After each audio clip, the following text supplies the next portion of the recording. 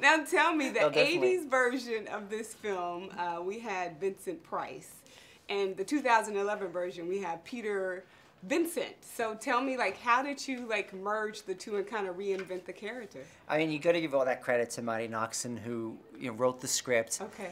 And she did an amazing job with it. And the interesting thing with the new guy, Peter Vincent, played by David Tennant, is that he's this very successful Vegas magician. So you would think he has, the world at his feet, but he's or at least very Vegas. At least Vegas. Vegas, yeah. Vegas at his feet.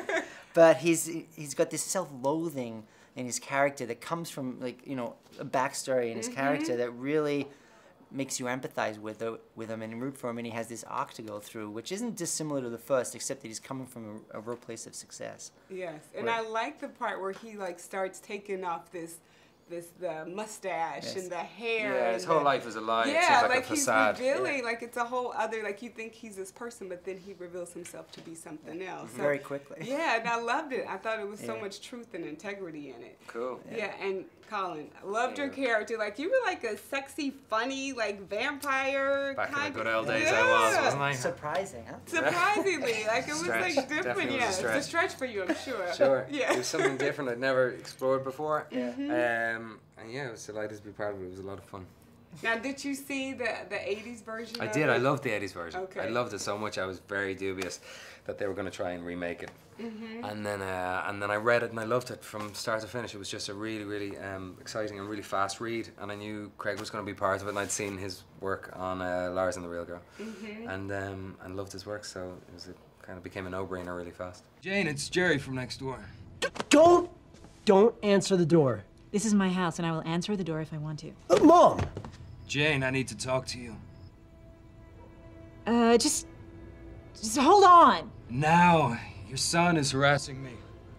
Charlie, what is going on? Listen to me. Whatever he says, he's gonna try to say. Jane, he broke into my house. Is that true? Look, I'd rather not take this to the authorities, but I will. I have no choice. He's sick. He's deluded.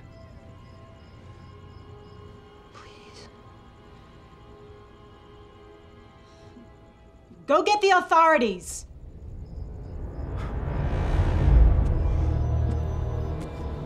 Now, you guys did such an interesting combination of combining like the comedy and the subtle humor of, when you try to kill her, you're like, oh, I'll see you tomorrow, like that kind of thing. And I was so scared, and then I was like laughing at the same time. Like, a bunch of emotions. I'm like, what is going on? So now tell me with the stunts and the physicality, like you're in great shape. So how was it preparing for the physicality of this role? It was cool. I mean, there wasn't too much. There was bits and pieces, a little bit of wire work, and of course I had to lift that car. I was going to say, you really did lift the car. I was just doing. I did 6 months of deadlifts in the gym just to get my thighs. We stripped a lot of the stuff out of that car. My thighs were 64 inches around when we shot. We had to CGI shrink them. Wow, you had to shrink them down. That was fun. There was a little bit of, there was a little bit of action. He's a pretty physical character, Jerry. Whether he's, involved in action, just the way he held himself. Hanging upside down there. Hanging upside down. There was bits and pieces to do. Jumping out of ceilings. Yeah, bits and pieces. Yeah, I enjoyed it. Yeah, no, it was fun. It was, anytime you get to be in your body working, it's good fun. Right. He was a very physical vampire. He wasn't, he didn't say so much. Yeah, he was like eerie but sexy and funny and all of those things. You're like taking notes. Eerie. Women love eerie, sexy. It's funny that eerie is sexy. Yeah, I know. That's a new one. It's like a mysterious kind of thing that goes on. So now, that's cool. Tell me about. I've talked to a lot of the other actors, and they said that you gave them a really great opportunity to improv. So what was your decision in saying, "Hey, you guys go for it"? What was your decision on that? I mean, there was definitely. Marty had a great script, and there's obviously you got to stay true to the story and making sure we're hitting all the plot points. But then the humor, I always wanted to make sure we'd have that in our arsenal in terms of where to let that play. So you'd let, everybody was great at staying in character and using lines that are funny, that are still staying on track with what's going on and coming from a real place. And I think that's when it worked well.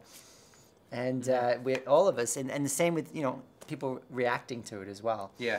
And the 3D put a whole extra little oomph on top of it, because I was like trying not to watch but wanting to watch at the same time. Now I gotta know, is there gonna be like a Fright Night 2? Because I didn't know that they were together. I think we should get through Fright Night 1 first. I think it'll be easy. It'll be easy. I'm gonna tell all my friends. I'm gonna Twitter about it. But thank cool. you guys Thank so you. much. Thank you. Thanks so much. Pleasure meeting you guys. Your brothers. Fall